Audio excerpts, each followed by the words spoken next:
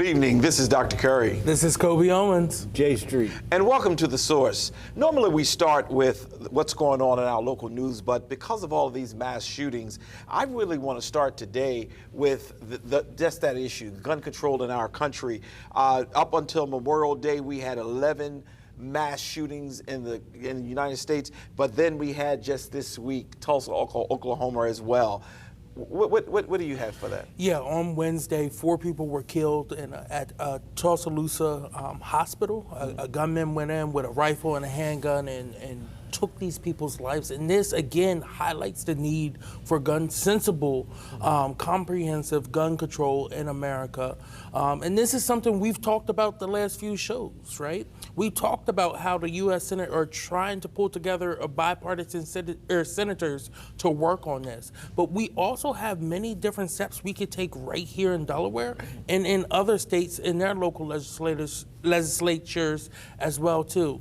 And until politicians put their differences aside and truly say, look, how are we going to address this gun violence issue, we're not going to see a reduction in it. And it's sad. You know, 2020, 2021, people make the joke, oh, well, it wasn't so high. There was no school shootings there. That's because we're in a pandemic. As things are opening back up, things are open back up, actually, and people are back out in public, you're at a greater risk of that. And honestly, it's sad because it doesn't matter where you're at this point. Yes. A school's not safe. A church isn't safe. A shopping mall isn't safe. The grocery store isn't safe. A parking lot isn't safe. A music fest isn't safe. Yeah. Now a hospital's not safe. Yeah. The east side isn't safe. The west side isn't safe. You want to continue down the line? Yeah. But that's, we're just not safe. And there has to be more. And you know, the NRA continue to argue and cry that they're trying to take away our guns.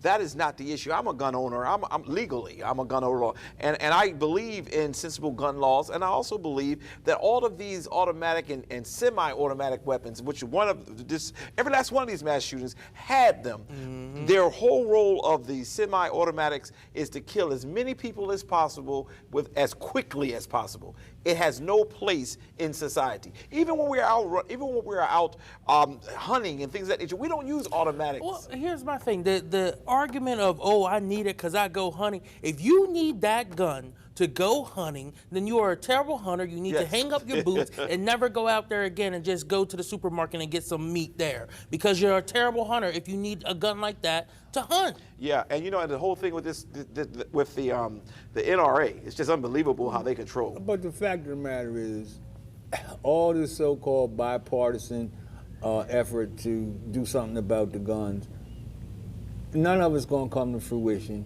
because the NRA completely controls at least 50 senators in the United States Senate. And when you have the national news networks showing how much money senators have gotten from the NRA, you know, they range from just the 8 to 10 that they put up on the screen, a high of $13 million to a low of around $5 million. Well, you know, if you give somebody $13 million, you're in control. If you give somebody $5 million, you're in control. Whereas at the local level like me, we can't take any more than $600. So but for if somebody some people gives me $600, they can't control me. And as a matter of fact, I'll give them their money back. But you're not going to give back $13 million. You're not going to give back $5 million. But, you know, I look at this completely differently probably than everybody else, because I'm looking at it in the eyes of these children. Mm-hmm. And I recall being in Wilmington High School as a student, 68, 69, and we had rides. Mm-hmm. And we were supposed to have a peaceful demonstration, walk out over the music that was being played at dances. And instead of people walking out, people just started beating white kids and white teachers just because they were white. And I didn't understand it, I didn't like it. And I don't think any of us in our own way recovered from that. And being in that school with the halls filled, the ceilings filled with blood, and innocent people getting beat up, I never recovered from that. Mm-hmm. And I have spent my entire career, more so than anything else, trying to make sure it never happens in another school again. Right. we worked so hard toward peaceful implementation of the school deseg order. I saw people getting beat up. Imagine what these children are seeing. Yeah. And the people that you're in class with, 9, 10 years old, dead. How do you recover from that? How can we expect them to recover from that? And then we as a nation just refuse. They didn't do anything with Sandy Hook when it happened to all white kids, and the likelihood of them doing something in Texas where the students were Hispanic kids, and people can say what they want to say. You can call it incompetence, you can call it a mistake on the part of the police department. I don't think they really care. I think they're starting to feel it, though. I really don't think they care. I hope you're wrong. At the point where, the feds show up and say, "To heck with whoever's in command, we're going in," and then they go in. How can you wait an hour? Well, How can you wait an hour? I don't get it. Those small towns a lot of times don't have the competent people that they need in order to do certain things. That was just outright crazy. Even me, who have no training, would have known that you don't wait more than a second to deal with that. But I think they are doing. I think they're feeling it because as Kobe indicated, now it's hitting doctors' offices. It's hitting so many areas that people in power can be somewhere and it can happen. Has happened before. Well, Gabby Giffords, a sitting congresswoman who, her husband is now a U.S. senator who's leading the fight here. She was just at a event going shopping, and a gunman followed her, killed someone else, shot her in the head, and her life has forever been changed, right? Well, let's go. Go ahead. The pastor who was killed in Charleston, South Carolina, was a state rep. These are elected officials are being affected by this every single day. And there's been failed attempts as well, too. Look at the Delaware guy with the group of people he was with who wanted to kidnap and kill people when it came to the Michigan governor. That is what we're talking about. But look at the fact you had a political baseball game. Okay, and they shot sitting congressional people, and they still didn't do anything about it. And I will bet you a nickel to a donut. They're not going to do anything this time. Well, I just hope that you're wrong, and I hope that my optimism will be good and that they will do something, because it is hurtful. I sat and I listened. I hugged my daughter so much here recently because I sat and I listened to children talking about, I had to put blood on me so that the man would think I was dead. I hear them talking about, I watched my teacher get shot to death as she tried to cover. You were right.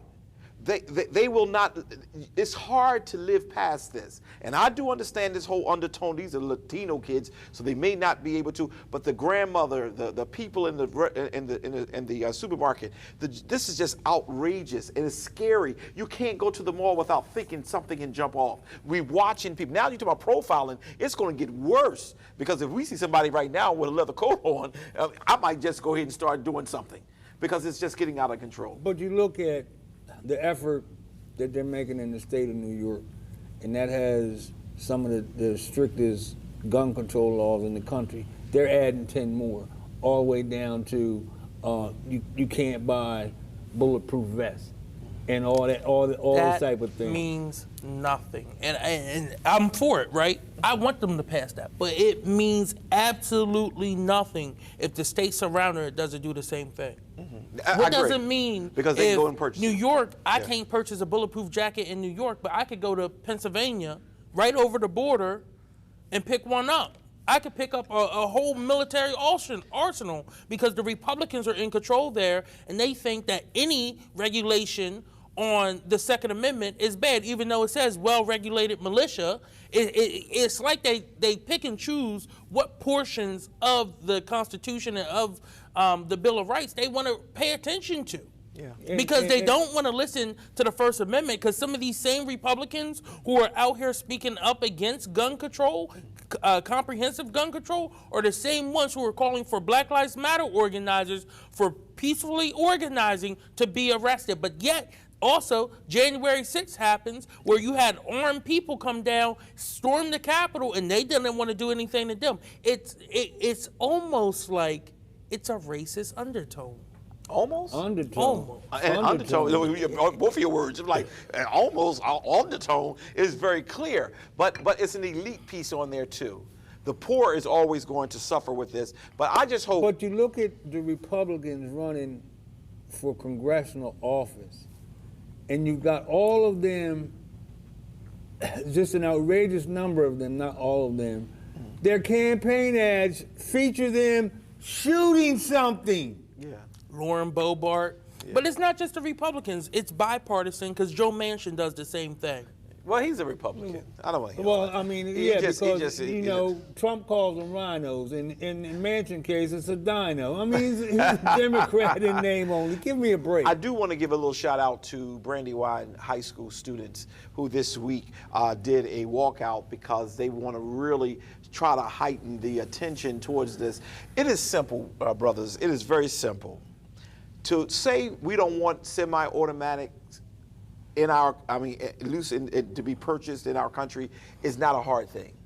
That will cut down, because you can stop a single gun shot fire as opposed to somebody spraying a room. Right. And I think that's what we got to do. So I want to say shout out to Brandywine High School for taking the lead. It's to all the high schools in Brandywine School District. Yeah, it started at Mount Pleasant. Okay. And they have agreed that all of them will participate, but I also think the kids are sending us a message, and we need to listen. Mm-hmm. The fact of the matter is, they have guts enough to stand up and tell us, we're afraid. Yeah. And what are y'all going to do about it here? Right. And, I haven't said anything.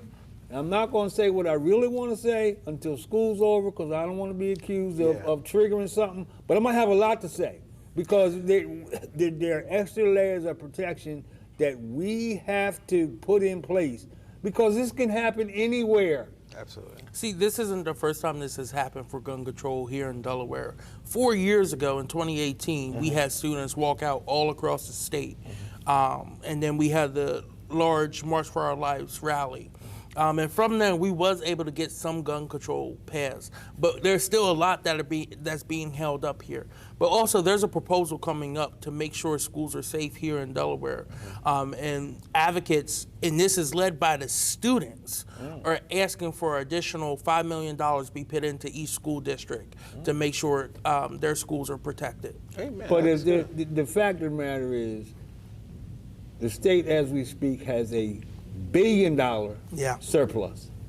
So money is not the object, and whatever needs to be spent to protect these schools, it needs to be put in the budget. It needs to be spent, and to me, there's nothing more important, because, as I said, in the '60s, I just saw people get viciously assaulted, and I know how that impacted me.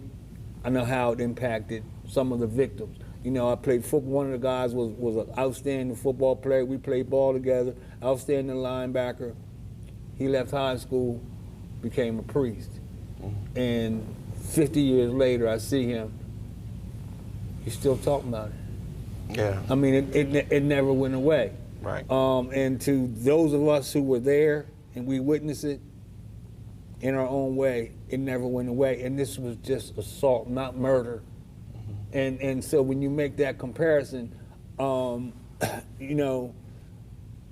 children should not have, nobody's children should have to go to school and be afraid. It's supposed to be fun. It's supposed to be, helping you grow and develop. And you shouldn't have to go to school and be afraid. Right, but what the adults they have to stand up. They have to be noted, and they have to do something.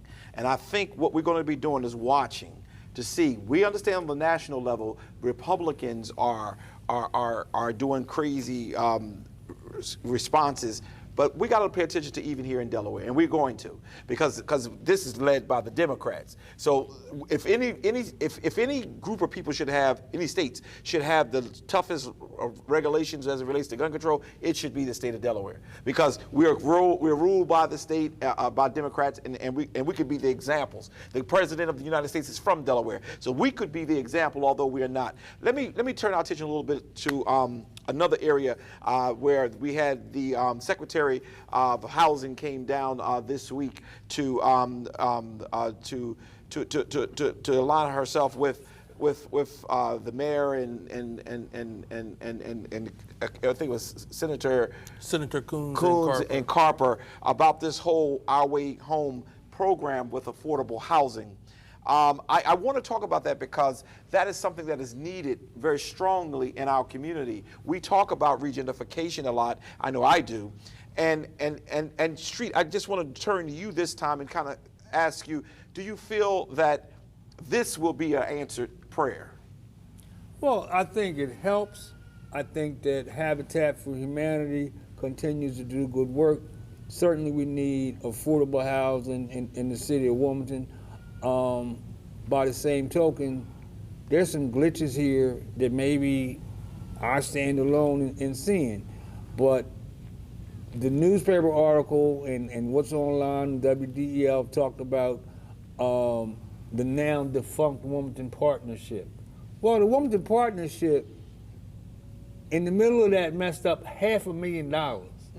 Mm-hmm. And how do you just have that sitting there and that not be considered? More importantly, the price of the homes is $200,000. I don't know, maybe it's because I'm older, maybe it's because my first house only cost $49,900, but how is $200,000 affordable housing? I don't understand that. Well, one of the things I think we do need to make sure that we get clear is what is considered affordable housing, because that's a true concern. If you're living in the city of Wilmington, a certain area, and the median income is whatever it is, affordable housing is that they can pay their bills, pay their mortgage, live their life, and be comfortable. That's how a mortgage company give you a mortgage. If you're saying a house, like there was a house around here went for $165,000, house not even worth $30,000. But they do that to have that whole regentrification thing, so that you can't afford to live here, and they'll put in who can. Or they'll let landlords buy it and raise the rent so high that you can't afford to live in it. So I don't know the answer to your question. How can $200,000 or $250,000 be for affordable housing? I don't know. It depends on what neighborhood. Now, in my neighborhood, that's affordable housing. Okay, but No disrespect. let me go one step further. If you look at what was said, the mayor said that, and Senator Coons all said that new housing would help reduce crime. Mm-hmm. And the mayor went on to say that on the east side, gun violence was down 60%. Really? Okay, first of all, you really think that 10 houses on Bennett Street is going to stop shooting on the east side? Is that your perspective? Yes, it helps, but here's the fact of the matter, and you'll say I'm mixing oranges with apples. Over the last 6 years, the city schools in the Christina School District have had the lowest performance rates of any states in Delaware, of any schools in Delaware's history. And you haven't done anything extra above and beyond to see to it that those kids learn. Those kids who were failing in the elementary schools are now in high school. You haven't done anything above and beyond to see to it that they overcame their academic deficit. And you really think that you're going to reduce crime with 10 houses and those children still suffering academically, performance-wise, which is going to be prohibitive to them going and succeeding, being able to go to college, being able to find a job. And so the likelihood of them turning to illicit activities is high, and nobody is saying anything about that. Yeah. Yet, for having better performing schools, better performance than all the city schools in Christina. State Board of Education shut down Reach. State Board of Education shut down Moyer. How crazy is this? And if anybody thinks that's not relevant, I just have to beg to disagree. I guess my question, I heard you say this, I didn't hear it, so I want you to, maybe you can help me. You said that 60% rate crime has gone down. The mayor was quoted as saying gun violence on the east side was down by 60% since they put the first 5 houses up on Bennett Street. Do you really think that is the situation? And I'm just reminded of what former union president said, figures lie, and liars figure. Yeah, because I don't know where that data came from. I'm sorry. I don't know where that data came from either. But here's I the didn't thing. say it, he said Right. it. Right, I know, right. I know. I just, if I want to see the data on that one. Circling back Yeah. to affordable housing and what's going on. This is a part of a federal nationwide push to create more federal housing. In Delaware alone, we're about 18,000 units short of affordable housing. That's horrible, right? Yeah. All across the nation, Wednesday was a day of action for HUD. I follow HUD very closely. I'm friends with a former HUD secretary, and we talk about this all the time. We talk about how the affordable housing crisis is an easy, solvable crisis. And we're seeing in other communities throughout the nation, they're ending things like exclusionary zoning. They're looking to invest more money into creating affordable housing. Under the ARPA, which is the American Rescue Act Plan Act, there's $5 billion in home grants for individuals who are homeowners to make significant upgrades to their houses, right? Things that are needed to make sure you're able to go forward, and they're grants, not loans, which is critical in this situation, right? Especially if you need a new roof, your roof's been leaking. The weather is getting more extreme, and more often we're having these once-in-a-lifetime hurricanes and stuff like that. So it's creating more damage to people's houses. So the Biden and Harris administration is really trying to double down on creating more affordable housing, but also making sure people can stay in their homes. You know, and one of the things that came to, and I don't want to ever be accused of making any of these shows personal, but one of the things that concerns me is that if affordable housing is the hot topic item, those of us who are in the fight to do that have not heard didn't even know the secretary was coming to town.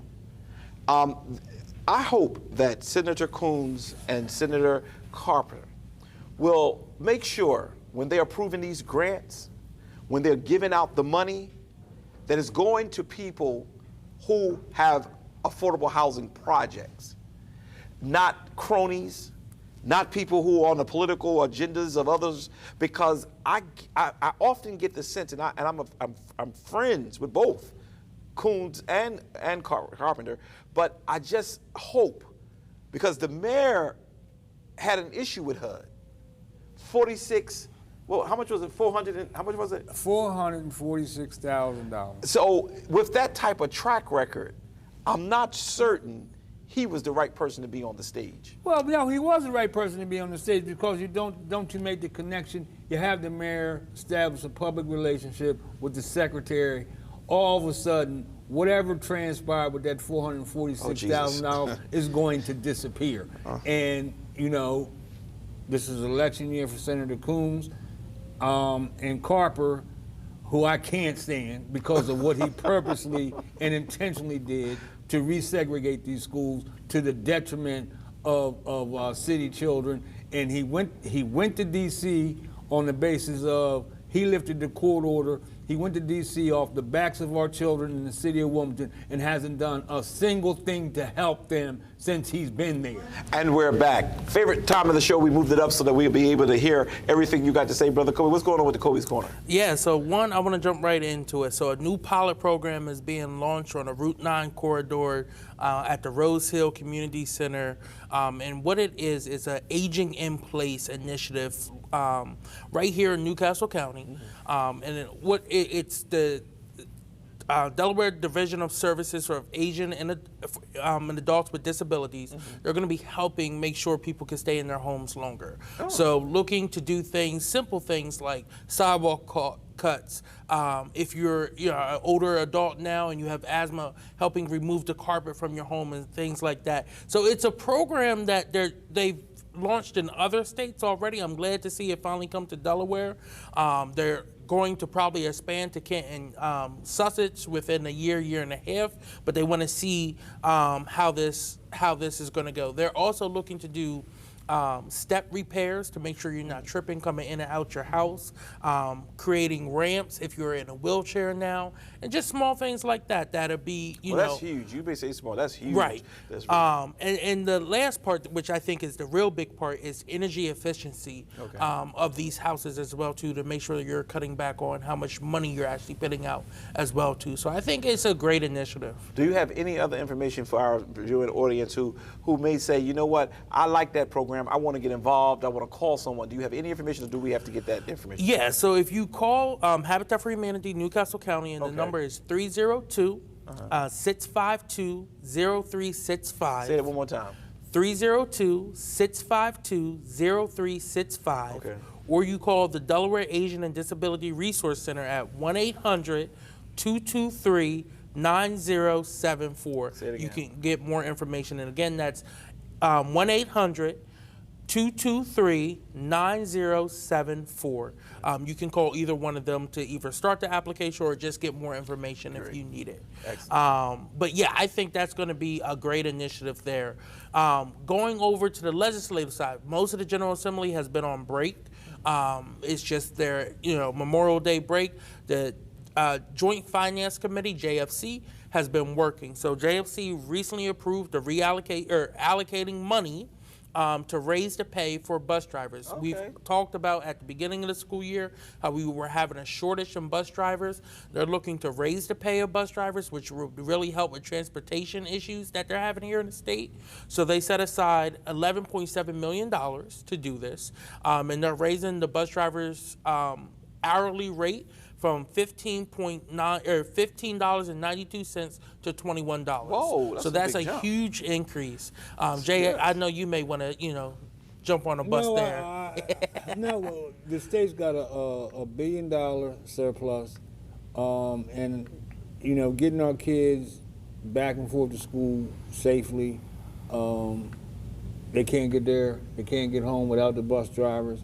And then, the bus drivers, they have to deal with every child, a lot of parents, in a period of time where we're still in the pandemic and most people refuse to wear masks. So, it's a difficult and challenging job. It's regarding the overall safety of, school safety starts at the school bus, ends at the school bus. Now, is this school buses or is this DART? School buses. Oh, so this is school buses. Yes. Okay, let's make sure that's clear. And I'm still very grateful for that, But one of the solutions, I believe, I'm always doing something controversial, but one of the solutions, I believe, is that we can get our city's children and get a school for the city. High school for the city, a middle school, schools in the city, so we won't have to, whatever happened to the neighborhood, that's how I was raised. In our neighborhood, I went to the William Dick Elementary School, which is right about 500 feet from my house, and then I went to Pratt Arnold for my middle school, which was about half of a mile, and then Strawberry Mansion. All of that was walking distance. We didn't need a school bus, but I'm very grateful that the state is able to bless these persons, as Street have indicated, who have to deal with all kind of plethora of different issues, and now to raise their rate by that level of amount, that is just awesome. But we have a high school in the city, Wilmington Charter School. That ain't no high school for us. Where no city children, or where the predominance of city children are not allowed to go. Right. And we allowed Red Clay and the former board to come in here, close the former Wilmington High School, and literally give that building to a charter school, which basically functions as a private school. As a private school. That's right. That's right. It's just. Well, I understand. I don't want to start cursing. But that was the purpose for why I said, I wanted to throw that in there. But I'm grateful, and I don't want to overshadow the fact that they're going to be given more money. And now, for the first time in 19 years, moving on to my next point, for the first time in 19 years, the city and the county has signed a contract, a 10-year agreement for a pilot for the wastewater treatment center. And Jay, I know you voted against this. And did you want to talk a little bit on you it? voted against something to help the city? I voted against it because, number one, it having nothing to do with this administration. It goes all the way back to the Baker administration. The water sewer treatment plant was staffed by members of Local 320, and the Baker administration chose to privatize that and eliminate all those union jobs. So it was union busting from the beginning. Second, I voted against it because the county is obligated to pay 80% of whatever it costs with no maximum. And I said on council floor, 80% of what? You don't know how much. Do you really trust the city? To have, basically, you've got an open-ended contract because there's no top to how much we may end up having to pay. And as far as I'm concerned, the county uses 80% of the water sewer treatment plant, then why don't we just take it by from the city and let the city pay us 20%? Would the city trust us for 20% of amount you don't know yet to be determined? No, I could not in good conscience vote for and not even a maximum amount to be determined. And the background going from, the initial privatization, and this is the beginning of some other things that I'm sure, if allowed, the city will try to privatize, and that's of a major concern to me. Well, we just got 2%. Didn't they go up 2% for the sewer water? 5%. 5%. So they're gonna have more money. So they probably don't have to be that expensive. But also, No, because it's not based on what people pay. It's based on what they pay to operate the water sewer treatment plant. It has nothing to do with the income they receive from the residents. I was just making sure that the viewing audience knew how smart you were. Okay, you don't just not vote on something because you mad at somebody. You just answered that question, and I was waiting to see if he was going to catch it. And absolutely. So to have faith is to go to church, but in this case, it's just outright robbery. Go ahead. Also in the contract, it creates a wastewater treatment committee that's supposed to be made up of both county and city representatives, as well as it states that no later than January 1st, 2031, the government should come back together to start discussing a new contract. So that's where we're at with that. And my last Which is the other reason I voted no. Oh. How are you going to extend the contract into the next administrations y'all will never be part of? It's an unfair and undue burden on administrations to come. Even if the mayor does 3 terms, he'll be long gone. And the county exec is actively running for governor because he's completed his last term. I can't go along to get along. And opening the contract like that, I'm sorry, I adamantly disagree. I got you. And my last point, today marks 2 years since we had one of the largest protests in the city of Wilmington during the 2020 civil uprisings. And it was peaceful, and we delivered a policy plan, which we got some wins of our points on that policy plan. We got 9 major things done through both the city, county, and state, and for other municipalities as well too. But we're still fighting for a lot of it. When it comes to our biggest point, it's Leopold, right? It's what brought me on this show. We've talked about it. I don't know how many times we've talked about it, but the Law Enforcement Bill of Rights is still a huge issue here in Delaware. Every national organization has said that Delaware's Law Enforcement Bill of Rights is the worst in the country. We see that over the last 15 years, no police has been held accountable for their actions here in Delaware. We saw that happen yet again in the Lamont Moses case. We're going to see that probably happen in the Rodney Robinson case down in Dewey, Beach. It's a issue here in Delaware, and we have people in our General Assembly that created these false narratives that they were wanted to get something done. But yet, behind the scenes, they're actively fighting against the effort of moving this state forward. You have people like Pete Swartkoff, who is the Speaker of the House, former 20-year police officer, who will much rather call for activists to be arrested than officers who were under his command to be arrested for their wrongdoings. He called for you to be arrested. He right? called for me to be arrested. Okay. But yet, he had another state rep under his command, Steve Smick, who's now running for state senate, under his command, who sexually harassed someone, and he did nothing. We've had cops kill unarmed black people in the state of Delaware, and he said nothing, but accept more money from the FOP. Then he appoints a black former cop as the chair of the policing reform group, who then appoints and calls for all cops to be on it pretty much, so that they have a majority to say that they don't want to do any Leah Board reform, and then they want to push for a dashboard. I'm sorry, I don't need a dashboard to show me how many black people y'all killed, because what is that going to do? What is a dashboard? Yes, I was A gonna ask. dashboard, just like the dashboard they had for COVID that showed all the numbers, how many positives, how many people died, what percentage and stuff like that, that's what they want to do. They call that transparency. But we don't understand the day-to-day life, because officers can get scared, and that can also lead to them shooting. Well, guess what? The officers were scared down in Texas, but they didn't kill him. But yet Tamar Rice, the officers fear for his life because he had a toy in his hand. The officers who killed Lamont Moses fear for their life, even though the car was going the opposite direction of them. The officers down in Dewey Beach fear for their life, even though a young man was running away from them. But that's okay because of the skin color, because of our skin color.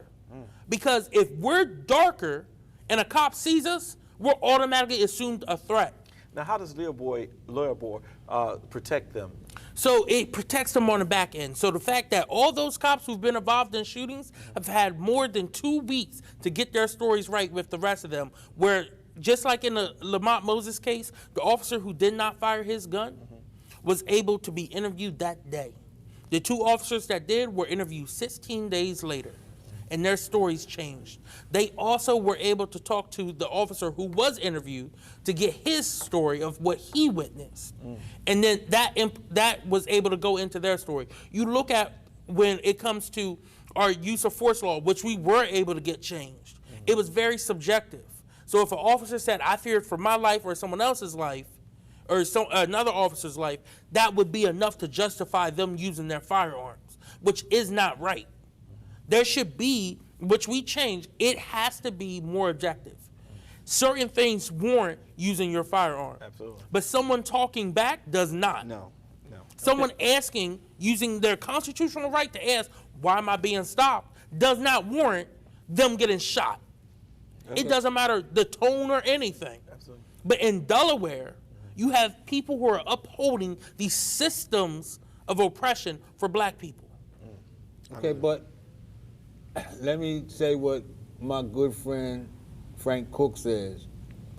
There were 6 major things that you wanted, that we wanted, and he delivered 5 of the 6. And He didn't deliver any of them. And y'all knew that the 6th one was a heavy lift. He didn't deliver any of them. He actively worked against all of them.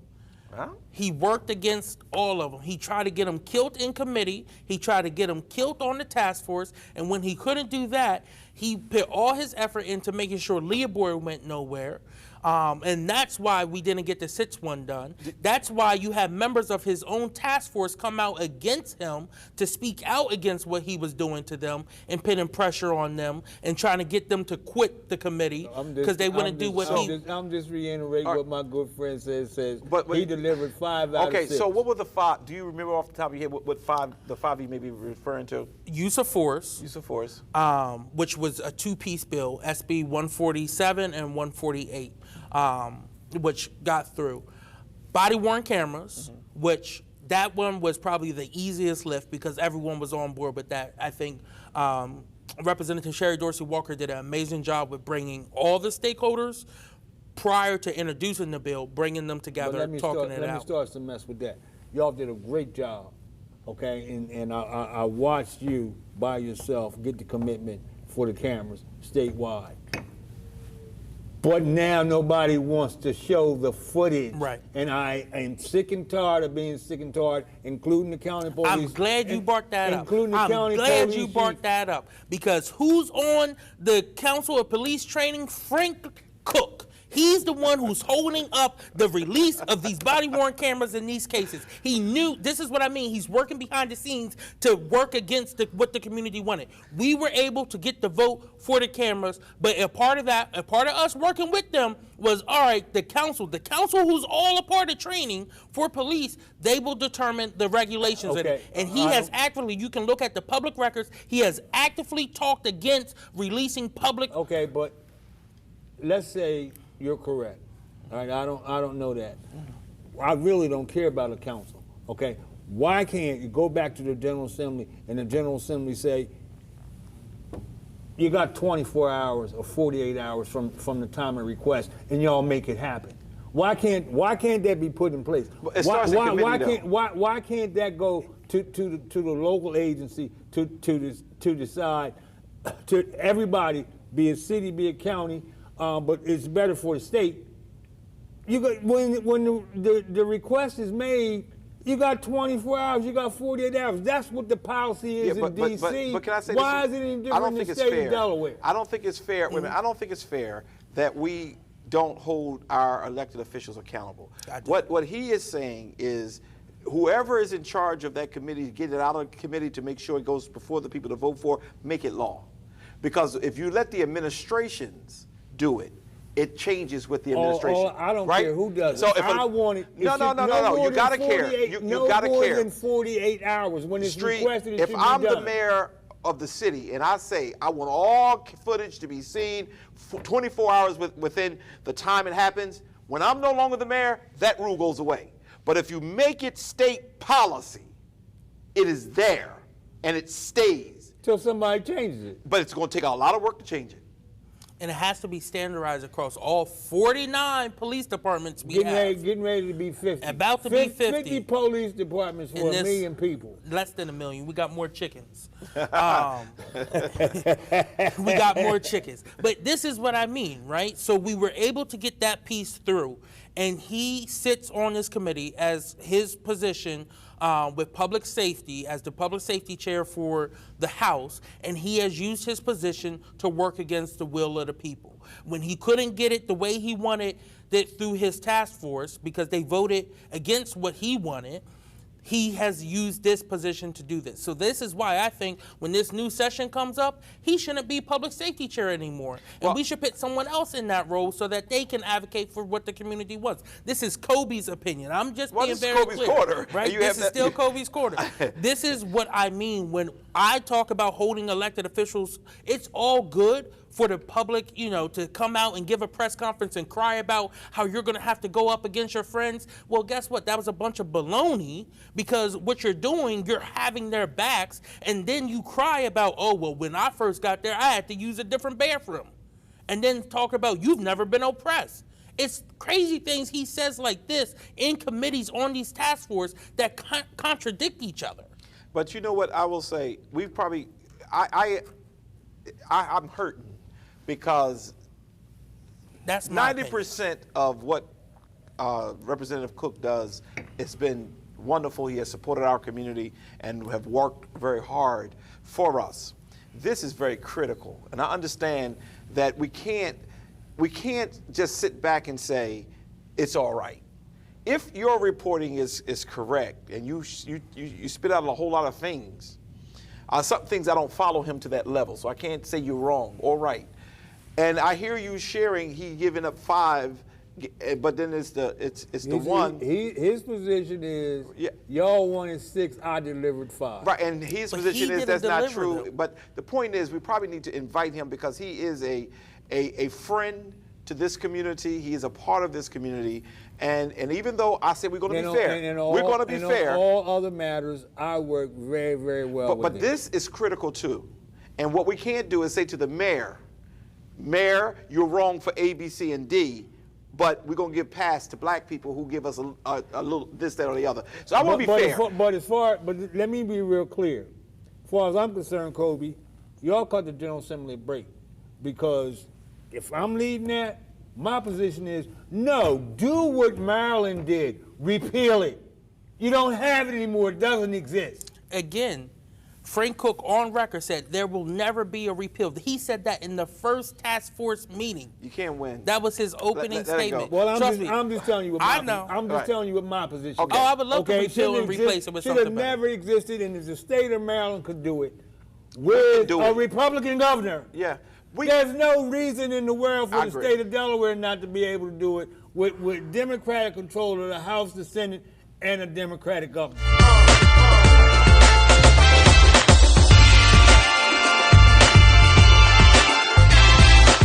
And we're back. Well, we have the Kobe Corner. Now we got the street heat. Buzz Street, what you got for us? Well, I just want to bring my heat to the illustrious Attorney General and her prosecutorial team. And as you know, we had our little pre-show communication. I was not surprised, but I just thought it was outrageous that all of a sudden you've indicted the state auditor, and you've selected a jury, and before you go to trial, the defense lawyers for the defense say, I have a question about jurisdiction, and I'm moving for dismissal because y'all have indicted her in the wrong county. Oh my God. And the judge, they said, well, you know, she's a statewide elected official, so we could indict in any county that we want. And the judge says, that flies in the face of the law as I understand it. That's what he said to that effect. So they turn around and the next day, as opposed to going forward in Newcastle County, they withdrew the charges in Newcastle County. Now you've convened a grand jury, you've had all this public display, and here again, now it's withdrawn. And the lawyer for the state auditor has made it crystal clear. And if you go to indict her in Kent County, then I am going to move for dismissal based on time. Justice delayed. Fundamental law 101, justice delayed is justice denied. Now, the reason I laughed is because did she hire her daughter? Yeah. Mm-hmm. Is that probably, is that unethical? Yes. Is it inappropriate? Yes. Mm-hmm. Is it illegal? I don't know. I really don't think so. So why did you arrest her for hiring her daughter? You can make a public display about it, you can express your outrage, but to indict somebody for that? And then, okay, so you didn't follow the standard. And there's $100,000, for example, it's a $100,000 contract, and you can't go more than $50,000, so you broke it up into pieces. Every government, every administrator at every level does something like that. When I was running Hilltop, I only had a $2,500 threshold before I had to go to the board. Well, I didn't want to go to the board all the time, so yeah, I would cut things into pieces. I wasn't doing anything wrong. It was a matter of my time, the board's time, to take this up, to have a conversation about $500 or $1,000 above the threshold. And finally, when I left, they changed the threshold to $5,000. But administrators do this every day. Is it inappropriate? Does it violate the spirit and intention of the rule? Yes, but is it illegal? I don't know. But if I don't know, does the prosecutorial team or the Attorney General know more? My major point, the reason I was laughing in the communication with you guys is when the Attorney General's office is confronted with good attorneys on the other side, they tend not to prevail. Yeah. And the fundamental unfairness of that is those who can't afford outstanding attorneys, they meet a different destiny and a different fate. But those who can afford good counsel, government attorneys don't do very well. And you don't have to go any further than last week's news with all this indicting the Clinton's lawyer. And then here again, he had outstanding legal counsel, and the jury found not guilty instantly. And now you got the nation saying that little special prosecutor that the former president put in place, y'all need to take this and go away. It's 3 years in, you can't get a conviction, go away. Yeah, but it's a couple questions I want to ask. In the state of Delaware, and I don't know who can answer this question, in order to be the Attorney General, do you have to have a law degree? No. Excuse me? No. Oh, so that just got rid of all my questions. So if you don't have to have a law degree, why do, and I'm going to say she may have one, okay? But the question, do you know that answer? She does have one. Okay, she does. What school did she go to? That I don't know. Okay, you sure it's not paper mill? No. Because that's a fundamental, basic understanding of law. You're going to file charges in the county where a person has perpetrated the crime. A person work out of Dover is not a person who work out of Wilmington.